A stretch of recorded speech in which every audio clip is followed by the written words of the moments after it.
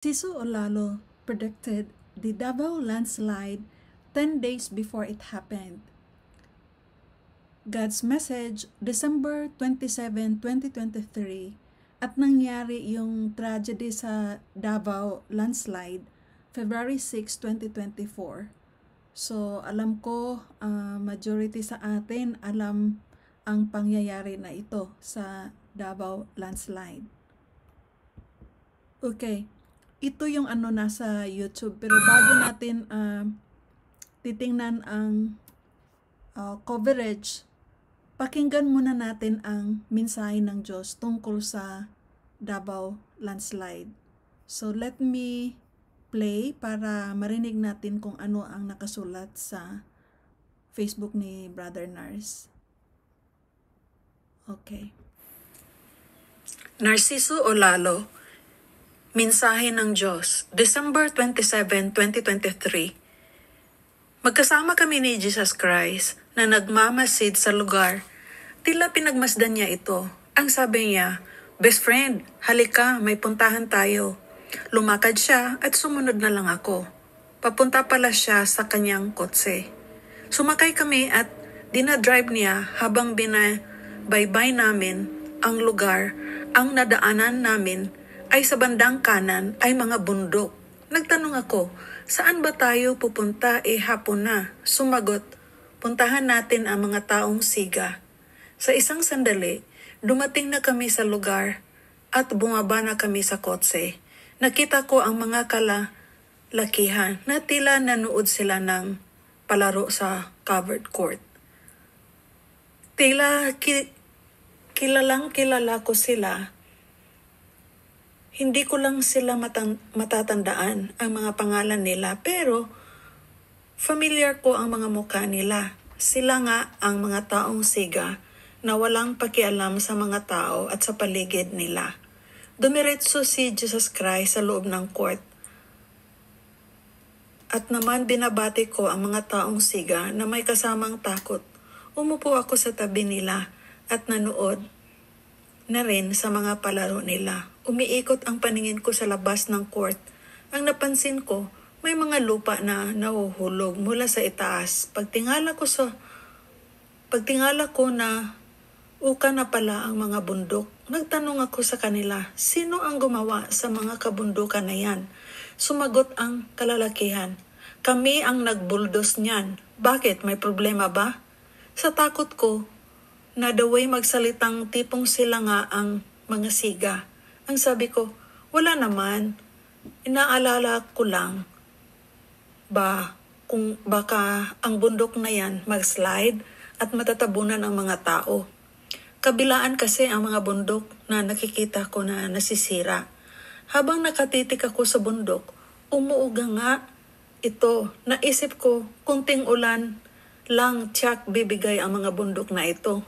Lumapit si Jesus Christ, sabi niya, halika na dahil hapon na. Tumayo ako at umalis. Habang lumalakad kami, napansin ko na ang tinatayuan pala ng mga kabahayan, tinambak pala ang lupa galing sa bundok. Ang sabi ni Jesus Christ, tama ka, pareho tayo ng iniisip. Sinisira nila ang kabundukan para itambak din nila sa dagat para magkaroon ng lupa at magamit nila sa ibang bagay. Nakikita sila ng limpak na salapi.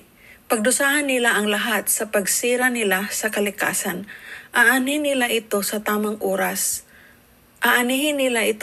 oras. Habang nagsasalita si Jesus Christ, naawa ko dahil may kasamang lungkot. Nagsabi ko, may kasamang lungkot. Naisip ko kawawa ang mga tao pagdating ng oras. Nagtanong ako, nasaan ba tayo? Sabay umiikot ang paningin ko.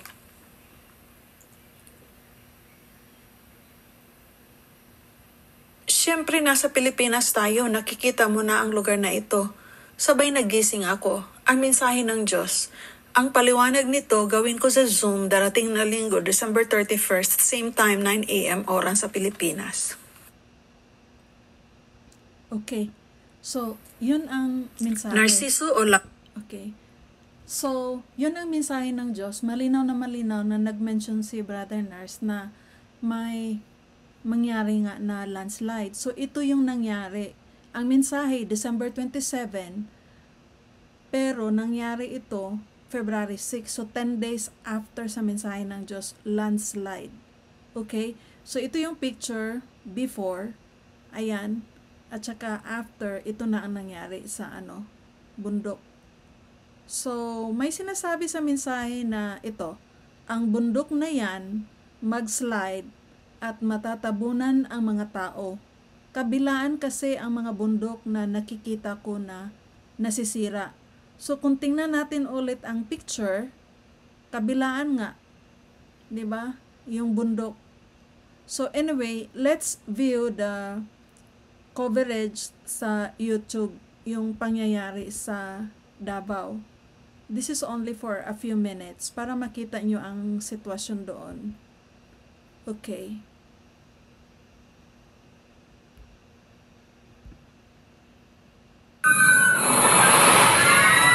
Nawalan!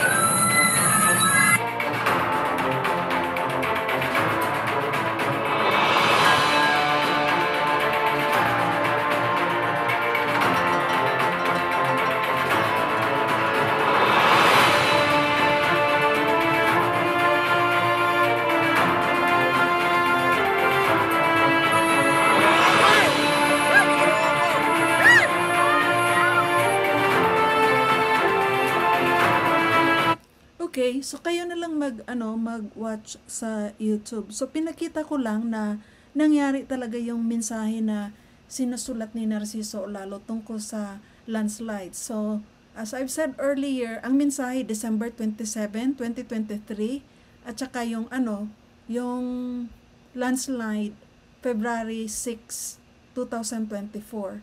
Maraming salamat.